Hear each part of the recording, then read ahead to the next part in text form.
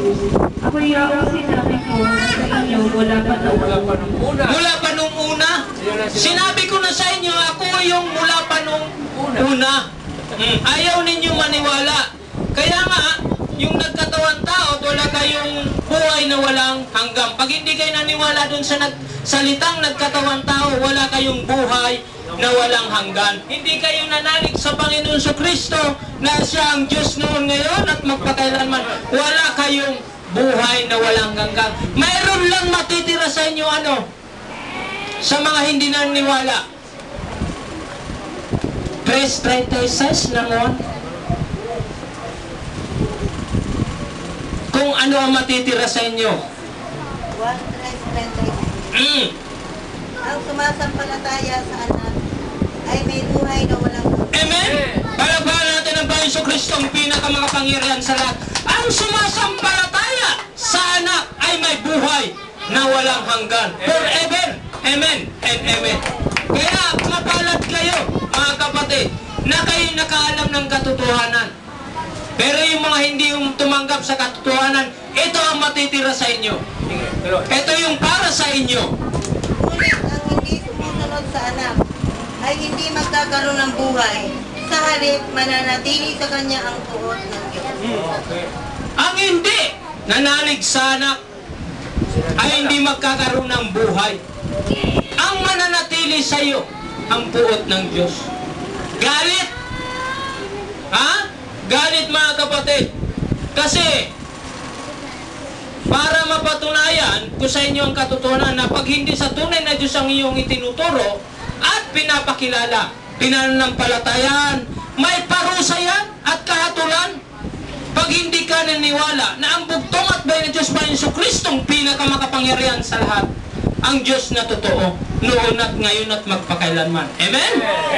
Palagpakan natin ang Panginoon Kristong pinakamakapangyarihan sa lahat. Kaya mga kapatid, ito ang pagkakataon dahil ang panahon natin palapit ng palapit, no? Kumbaga sa nasa pintuan na.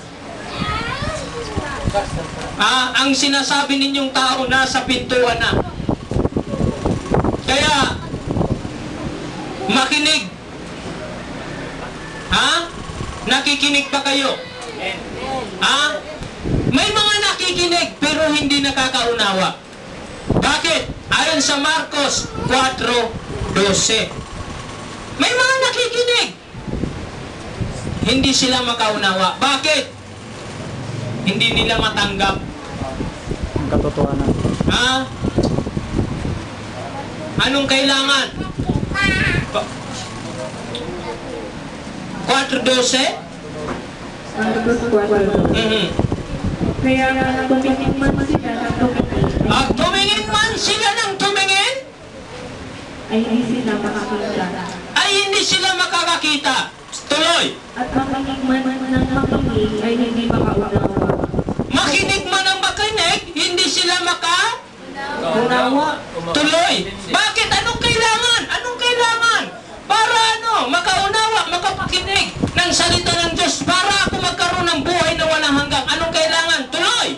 Kundi ngayon, marahil sila ay magbabalik loob sa Diyos at patatawarin naman siya. Anong kailangan? Magbalik. Magbalik loob.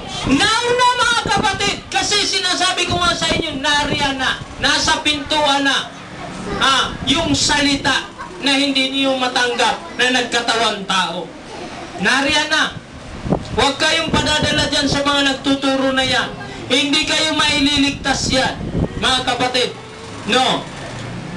Kawawa. Pagdating ng panahon. No. Kasi yan, ano ang tawag sa hindi tumanggap o kumilala sa Panginoong Jesucristo? Anong tawag dyan? Anti-Kristo. Anti-Kristo. Kaya nga sabi dun sa unang 1:22 hanggang 23, kung sino ang sinungaling. Kaya nga, ang titulo nitong inaano natin, mga kapatid, sabi ko sa inyo, ang katotohanan laban sa kasinungalingan. At ang kasinungalingan ay tungo sa kamatayan. Okay, basa. 1:22 hanggang 23. Okay. Sino nga ba ang sinungaling? Hindi ba siya ang nagsasabing si Jesus ay hindi ang Kristo? Ang sino mang nagsasabi nito ay ang Antikristo. Hindi nila pinaniniwalaan ang Ama at ang Anak. 23. Ang di kumikilala sa Anak ay di rin kumikilala sa Ama. Kapag kinilala ni numan ang Anak, kinikilala rin niya ang Ama. Tamo? Ha? Mga kapatid, ang di kumilala sa Anak ay di rin kumikilala sa Ama. Kasi bakit? Sinabi na niya, ako at ang Ama ay isa. Ha? Kapag tinanggap din naman ang Anak, pati ang Ama'y sasakat niya. Amen? Amen. Palakpakan natin ang Panginoon Kristo, ang pinakamakapangyarihan sa lahat. Iisa ang Diyos. Ito ba ang tunay na Diyos? Ang Panginoong Kristo? Mababasa ba? Ha? Okay. Unang 1:5-20. Nalaman natin, naparito ba ang Diyos? Nasaan libutan? Naparito? Nasa? Unang 1:5-20. At nalalaman natin na parito ang anak ng Diyos at binigyan niya tayo ng pangunawa upang makilala natin ang tunay na Diyos. Okay. Naparito daw ang anak ng Diyos at binigyan niya tayo ng pangunawa upang makilala natin ang tunay na Diyos. Ang real God of all God, Jesus Christ. At tayo'y nasa tunay na Diyos. Amen. Tuloy. Sa kanyang anak na si Jesucristo, ito ang tunay na Diyos at buhay na walang hanggan. Amen. Palakpakan natin ang Panginoon Kristo, pinakamakapangyarihan sa lahat. Ito ang tunay na Diyos, ang Panginoong Kristo. Ito ang tunay na Diyos at buhay na walang hanggan. Ano bang bakit? Ano bang pinangako sa atin ng Panginoong Kristo? Magkaroon ng buhay. Di ba? Magkaroon tayo ng Buhay na walang hanggan. okay. Sa unang 1:25.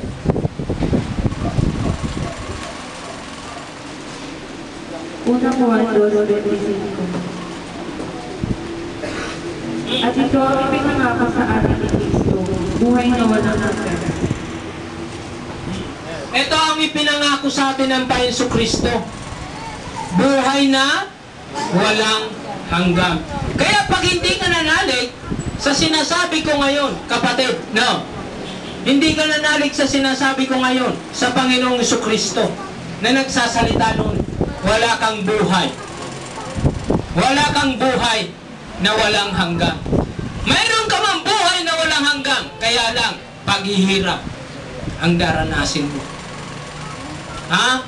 Kaya ngayon pa lang mga kapatid, ha? Sinasabi ko sa inyo, ang sino man nanalig, sino man nanampalataya, sino man naniniwala sa Panginoong Kristo, hindi hinahatulan yan. Amen? Amen. Sige, basahin nga natin ulit, no? Sa 1:18 at Roma 8. Dalawa para may tayo yung ating salita, no? Pinanuhan ko lang muna yan sa inyo. At mamaya, dadago tayo sa pangalawang ating tatalakayin, no? Basa? Juan 3:18. Oo. Hindi hinahatulang maparusahan ang sumasampalataya sa anak. Ngunit hinatulan na ang hindi sumasampalataya sa kanya, sapagkat hindi siya sumasampalataya sa kaisa-isang anak ng Diyos. Tamo? Dito ba ang hindi ka na hinatulan, maparusahan? Ngunit ang hindi na nampalataya sa kanya, hindi naniwala na siya ang Diyos noon, ngayon at magpakailanman. Hinatulan ka na, kapatid. May hatol na sa'yo. Kaya sabi dun sa ang naranalig sa Panginoon Kristo, sa 8 ng Roma,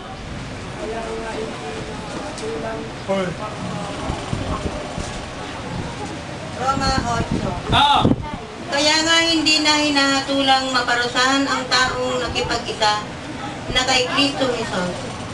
Amen. Palakpakan natin ang Panginoon Kristo, ang pinakapangyarihan sa lahat. Ibig sabihin nung nakipag-isa, naniwala ka na siya ang Diyos na nagtubo sa ating buhay at siya ang Diyos na babalik na maghahatol sa ayon sa ating mga ginawa, lihiman o hayag. Tandaan natin yung mga kapatid. Wala tayo. Mamaya, tatalakayin natin yung ano. No?